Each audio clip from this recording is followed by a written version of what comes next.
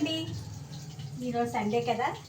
నేనైతే ఈరోజు చేపలు, ఈ చెరువు చేప, సముద్ర చేప దొరకట్లేదని ఈరోజు చెరువు చేప తెచ్చుకున్నాము. అయినా నాకు చేపలు పులుసు తినాలంటే చేపలు తెచ్చాను.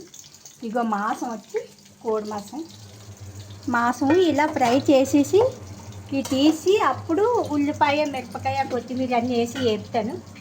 చేపలు అయితే వేపేసి పులుసు పెడతామని ఇంకా చూడండి అన్నీ రెడీ చేసుకున్నాను. అంటే ఉల్లిపాయ ముక్కలాగా వేస్తే పిల్లలు తినరని అన్నీ మిక్సీ కొట్టేసి అన్నీ కలిపేసి ఇంక ఇలా రెడీ చేసి ఉంచుకున్నాను.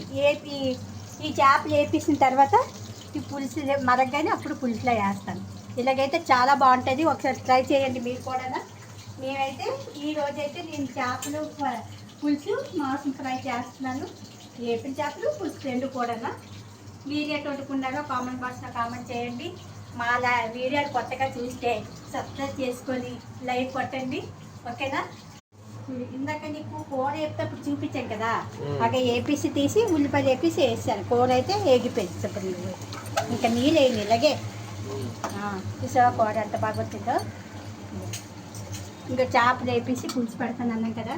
ఇక మీకు కొంచెం చేపలు వేపేసి ఉంచాను. ఇంకా చేపలు పులుసు చూసా ఎంత బాగా వచ్చిందో. చేపలు వేపేసి పులుసు పెట్టాను. చూసారండి, ఈరోజు సండే స్పెషల్ మాదైతే ఈ వంట. చూసారండి, నేనైతే ఇలా చేస్తాను. ఈ రోజు అయితే మట్టి కుండలు వండుకోవాలని అనుకున్నాను, అందుకే మట్టి కుండలో పులుసు పెట్టాను. మా వంట అయితే ఇది, ఓకేనా. బాయ్ అందరు.